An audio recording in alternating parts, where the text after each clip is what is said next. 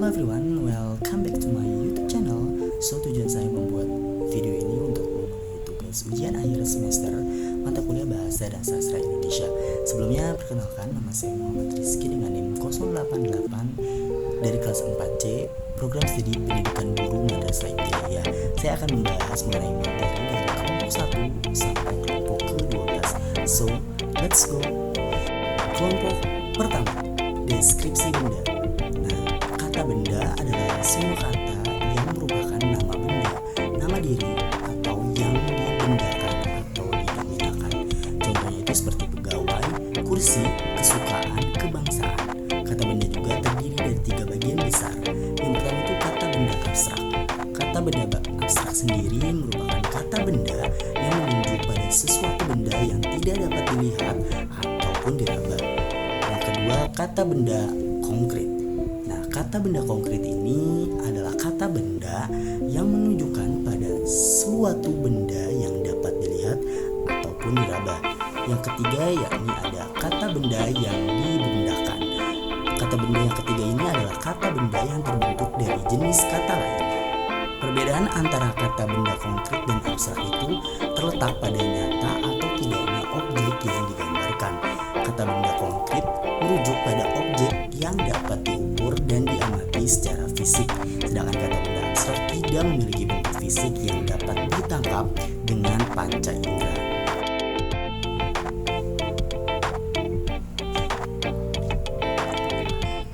Selanjutnya kelompok kedua mengenai identifikasi diri. Identifikasi diri adalah proses penentuan atau penetapan identitas seseorang, benda, atau hal lainnya. Ini juga melibatkan tanda kenal diri, bukti diri, dan pemikiran yang mirip dengan orang yang dikagumi. Identitas adalah keseluruhan atau totalitas yang membedakan seseorang dari yang lain. Ini juga dapat mencerminkan akan ciri-ciri ataupun keadaan khusus individu yang membuatnya berbeda. Nama dapat dikatakan sebagai identitas diri kita karena kita dapat mengenal seseorang melalui nama dirinya. Nama diberikan oleh orang tua, nama diberikan saat kita lahir. Hal tersebut dapat melatih anak dalam berkemampuan mengenalkan namanya sendiri secara lengkap karena mungkin anak di rumah itu mempunyai nama panggilan yang berbeda dengan nama yang diberikan oleh orang tua mereka. Nah, di tahap ini juga pada tingkat madrasah ataupun tingkat sekolah dasar, minimal dari mereka kelas 1, mereka tahu dan bisa menyebutkan atau menuliskan nama mereka sendiri dan berkenalan dengan teman-teman di kelas mereka. Selanjutnya dari kelompok ketiga. Kelompok ketiga mengenai kalimat sapaan. Sapaan adalah morfem, kata atau frasa yang digunakan untuk menyapa, menegur, menyebut orang yang diajak bicara atau untuk saling merujuk dalam situasi pembicaraan dan yang berbeda-beda menurut sifat hubungan antara pembicara. Selain memberikan definisi berdasarkan fungsi atau kegunaan sapaan, pendapat tersebut juga diberikan sinyal bahwa sapaan berbentuk satuan lingual yaitu morfem, kata ataupun frasa. Sementara itu definisi sapaan sebagai sebuah cara mengacu seseorang dalam interaksi lingual yang dilaksanakan secara langsung. Penggunaan kalimat sapaan tentunya memiliki beberapa fungsi dalam kehidupan sehari-hari. Beberapa fungsi dari pengguna kata sapaan, yang pertama itu menegur atau menyapa lawan bicara. Kemudian yang kedua, menarik perhatian orang lain. Yang ketiga, menunjukkan kesopanan dan kelas sosial. Keempat, menyatakan hubungan sosial antara penutur dengan lawan bicara. Selanjutnya dari kelompok keempat. Kelompok keempat ini mengenai dialog, prolog, dan juga epilog. Prolog, pengertian dari prolog.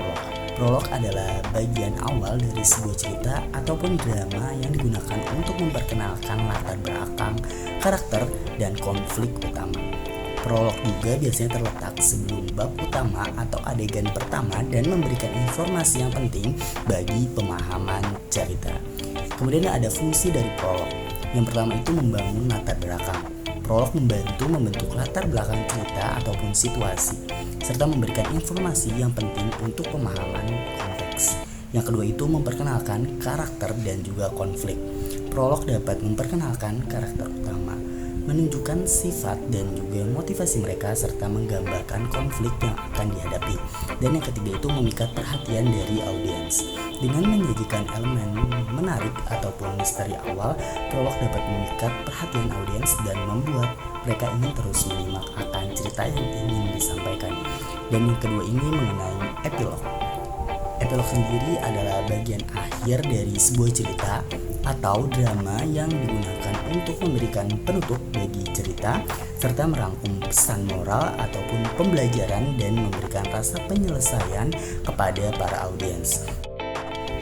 Selanjutnya fungsi epilog. Yang pertama itu mengakhiri cerita dengan tuntas. Epilog memberikan penutup yang memadai bagi cerita, mengungkapkan akhir dari konflik dan memperlihatkan nasib karakter utama atau perkembangan situasi. Yang kedua itu merangkum pesan ataupun pembelajaran. Epilog dapat digunakan untuk merangkum pesan moral atau pembelajaran yang dapat diambil dari suatu cerita serta memberikan kesan yang kuat pada audiens. Yang ketiga itu menciptakan perasaan penyelesaian. Epilog memberikan rasa penyelesaian yang memuaskan bagi para audiens. Nah, selanjutnya itu dialog. Dialog sendiri adalah percakapan antara dua atau lebih karakter dalam cerita ataupun dalam drama. Dialog juga menggambarkan interaksi antara karakter melalui pertukaran kata-kata, ungkapan, dan respon mereka. Nah, fungsi dialog itu yang pertama membangun karakter. Dialog memungkinkan pengembangan karakter yang lebih baik melalui percakapan yang menggambarkan kepribadian, emosi, dan hubungan antar karakter. Yang kedua itu mengungkapkan informasi. Nah, dialog itu digunakan untuk mengungkapkan informasi penting tentang plot serta latar belakang karakter, motivasi, dan juga konflik yang terjadi di dalam suatu cerita. Yang ketiga itu membawa cerita maju. Dialog membantu memajukan cerita melalui interaksi karakter, perdebatan, ataupun mengungkapkan perasaan yang memberikan dinamika dan ketegangan dalam suatu cerita. Selanjutnya dari kelompok kelima mengenai jenis-jenis membaca petunjuk. Nah, jenis-jenis membaca petunjuk adalah sebuah proses yang menguraikan serta memahami teks ataupun informasi yang tertulis dalam bentuk tulisan.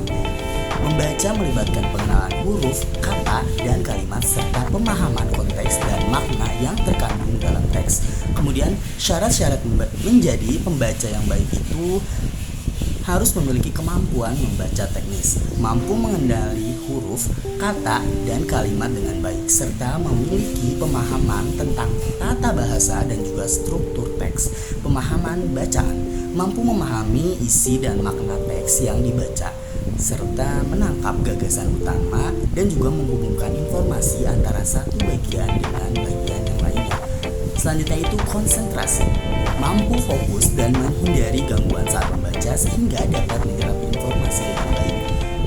Selanjutnya itu kosakata yang luas, memiliki pengetahuan yang luas tentang kata-kata dan kosakata yang digunakan dalam berbagai jenis teks. Selanjutnya itu ketekunan. Ketekunan di sini bersedia meluangkan waktu dan usaha untuk membaca secara teratur serta memiliki minat yang kuat terhadap membaca. Selanjutnya itu ada jenis-jenis membaca.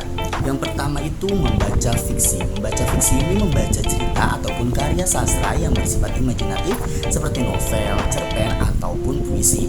Kemudian yang kedua itu membaca non-fiksi. Membaca non-fiksi ini membaca teks yang berisi informasi ataupun pengetahuan seperti artikel, buku teks, ataupun laporan-laporan. Selanjutnya itu membaca akademik. Nah, membaca akademik ini membaca teks yang berkaitan dengan studi akademik seperti jurnal ilmiah, entah itu makalah ataupun buku-buku referensi.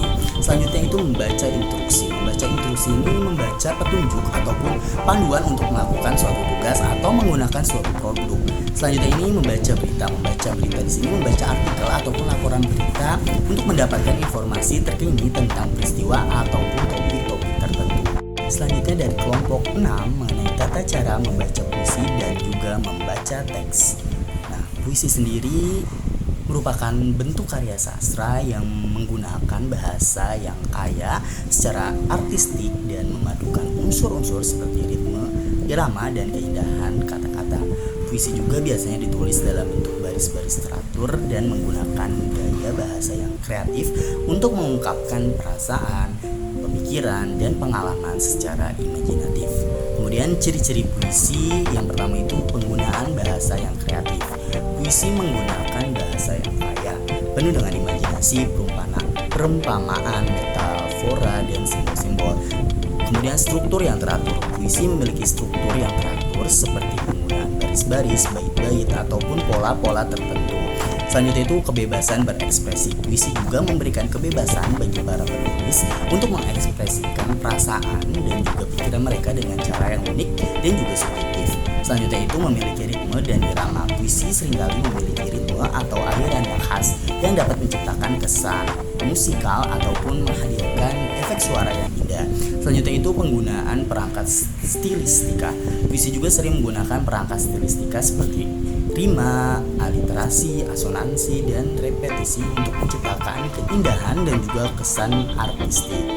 Selanjutnya ada karakteristik puisi. Yang pertama itu kekompakan. Puisi mengungkapkan makna dengan kata-kata yang padat dan juga ringkas.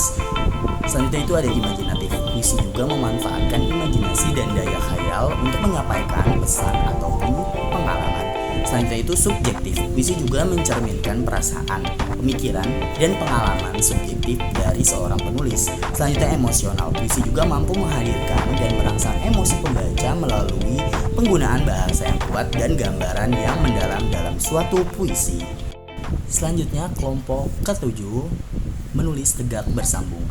Menulis tegak bersambung merupakan teknik menulis di mana huruf-huruf dalam kata-kata disambungkan secara kontinu atau bersambung dan tegak lurus tanpa memisahkan antara satu huruf dengan huruf lainnya. Dalam menulis tegak bersambung juga tidak ada spasi di antara kata-kata dan tulisan, terlihat seperti aliran yang terus-menerus.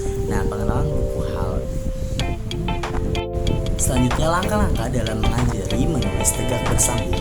Yang pertama itu mengajarkan pengenalan huruf. Yang pertama kita harus memulai dengan mengenalkan huruf-huruf alfabet satu persatu kepada anak-anak dan melatih mereka mengenal bentuk dan suara masing-masing hurufnya. Kemudian latihan garis dan pola dasar. Kita harus mengajarkan anak untuk melacak garis dan pola dasar yang membentuk huruf-huruf. Ini juga dapat membantu anak-anak dalam mengembangkan keterampilan motorik halus dan koordinasi mata tangan. Kemudian praktik menulis huruf secara berurutan. Kita harus mengajarkan anak untuk menulis huruf secara berurutan serta mengikuti alur garis dan juga pola yang sudah dipelajari sebelumnya. Selanjutnya dari kelompok 8 mengenai ringkasan. Ringkasan sendiri adalah proses menggambarkan atau menyajikan kembali isi suatu teks secara singkat dan juga padat. Nah, tujuan dari ringkasan ini untuk menyampaikan inti informasi yang relevan dari teks asli tanpa menghilangkan makna ataupun gagasan-gagasan penting yang ada di dalamnya. Kemudian langkah-langkah dalam menyusun ringkasan itu, yang pertama kita harus membaca dengan seksama teks yang akan diringkas untuk memahami isi dan juga gagasan utamanya. Kemudian identifikasi poin-poin utama dan gagasan inti dalam teks tersebut. Kemudian singkatkan setiap poin utama menjadi kalimat yang ringkas tetapi masih mempertahankan makna aslinya. Kemudian atur kalimat-kalimat tersebut menjadi sebuah paragraf yang padat dan juga logis. Selanjutnya periksa kembali ringkasan untuk memastikan bahwa inti informasi dari teks asli telah tersampaikan dengan baik dan juga jelas. Selanjutnya dari kelompok 9 mengenai parafrase. Parafrase sendiri adalah kegiatan atau proses pengungkapan atau mengungkapkan kembali ide serta gagasan ataupun teks dengan menggunakan kata-kata yang berbeda akan tetapi tetap mempertahankan makna yang sama. Parafrase juga digunakan untuk menghindari pengulangan yang berlebihan, memperjelas pemahaman ataupun menggambarkan sesuatu konsep dengan cara yang lebih sederhana atau yang lebih ringkas. Langkah-langkah dalam membuat parafrase itu, yang pertama kita harus baca teks asli dengan cermat untuk memahami ide ataupun gagasannya ya. Yang kedua ini identifikasi kata-kata kunci dan gagasan utama dalam teks tersebut. Kemudian kita dapat mengubah struktur kalimat. Kita dapat mengganti kata-kata dengan sinonim ataupun dapat menggunakan cara penulisan yang berbeda untuk menyampaikan ide yang sama. Kemudian kita harus memastikan untuk mempertahankan makna asli dan juga makna inti informasi saat melakukan parafrase. Dan kita dapat membaca ulang dan memeriksa parafrase yang telah dibuat untuk memastikan kesesuaian dengan teks asli. Selanjutnya dari kelompok 10 mengenai surat resmi dan surat pribadi. Surat sendiri adalah media komunikasi tertulis yang digunakan untuk mengirimkan pesan atau informasi dari satu pihak kepada pihak yang lainnya. Surat juga dapat dikirim melalui pos, email, ataupun media komunikasi lainnya. Macam-macam surat. Macam-macam surat itu yang pertama ada surat niaga atau bisnis. Surat yang berkaitan dengan kegiatan bisnis seperti surat penawaran, surat pemasaran, surat pesanan, surat kontrak, dan sebagainya. Kemudian ada surat resmi. Surat resmi yang digunakan dalam lingkungan institusi, organisasi, ataupun pemerintah untuk keperluan administratif dan juga komunikasi formal. Kemudian ada surat pribadi. Nah, surat pribadi ini surat yang ditujukan untuk keperluan personal nih, seperti surat-surat cinta ataupun surat pribadi, dan juga surat kepada teman atau keluarga yang sedang ulang tahun, itu bisa disebut surat pribadi. Kemudian ada surat lamaran. Nah, surat lamaran adalah surat yang digunakan untuk mengajukan permohonan pekerjaan ataupun kesempatan belajar. Kemudian ada surat pemberitahuan. Surat pemberitahuan surat yang berisi informasi atau pemberitahuan resmi kepada penerima seperti surat pemberitahuan perubahan jadwal, surat pemberitahuan kegiatan, dan lain sebagainya. Kemudian ada fungsi atau penggunaan surat resmi. Fungsi yang pertama itu membuat permohonan ataupun mengajukan resmi, kemudian memberikan pemberitahuan resmi, kemudian melakukan konfirmasi ataupun tanggapan resmi, kemudian menyampaikan informasi atau instruksi resmi, kemudian menyusun laporan atau dokumen administratif. Selanjutnya dari kelompok 11 mengenai formulir dan juga kwitansi. Nah, formulir adalah dokumen yang dirancang dengan format tetap yang digunakan untuk mengumpulkan informasi secara sistematis. Formulir biasanya berisi daftar pertanyaan atau ruang kosong yang harus diisi oleh pengguna untuk tujuan pengumpulan data atau permintaan informasi tertentu. Nah, formulir juga dapat digunakan dalam berbagai konteks seperti aplikasi, pendaftaran, survei, dan juga administrasi. Sedangkan kwitansi itu adalah bukti tertulis yang menunjukkan bahwa pembayaran telah dilakukan atau transaksi telah terjadi antara pihak penjual dan juga pihak pembeli. Nah, kwitansi mencakup informasi seperti tanggal transaksi, deskripsi barang atau layanan, harga, jumlah, dan tanda tangan dari penerima ataupun penjual. Kwitansi ini biasanya diberikan kepada pembeli sebagai bukti pembayaran yang sah.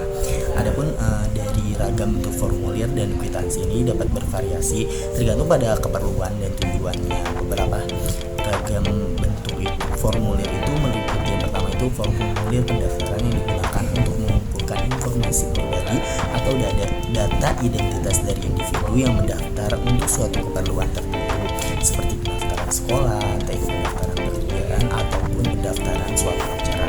Sedangkan formulir survei itu digunakan untuk mengumpulkan data dan juga pendapat dari responden terkait topik ataupun isu tertentu. Nah, formulir survei juga berisi pertanyaan dengan pilihan jawaban atau ruang kosong untuk jawaban bebas.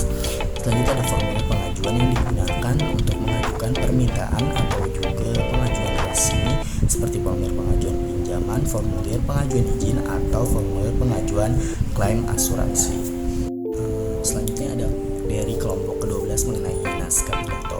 Nah, pidato sendiri merupakan bentuk komunikasi lisan yang disampaikan secara formal di depan halayak ramai atau depan publik dengan tujuan menyampaikan gagasan, pendapat, ataupun informasi tertentu. Nah, pidato ini biasanya memiliki tujuan persuasif, informatif, ataupun sekedar hiburan. Nah, pidato dapat disampaikan dalam berbagai konteks seperti acara formal, seminar, konferensi, ataupun perayaan. Nah, tujuan dari pidato sendiri itu dapat bervariasi juga tergantung pada konteks dan tujuan si komunikasi yang ingin dicapai. Nah, adapun tujuan umum dari pidato itu yang seperti melepas atau menyampaikan pesan ataupun ide kepada para pendengar serta mempengaruhi, meyakini ataupun mempengaruhi pendapat dan juga tindakan dari para pendengar. Selain itu memberikan informasi yang berguna, mengedukasi ataupun memberikan wawasan baru kepada para audiens atau kepada pendengar serta menginspirasi, memotivasi ataupun membangkitkan semangat audiens. So maybe that's all and see you next time.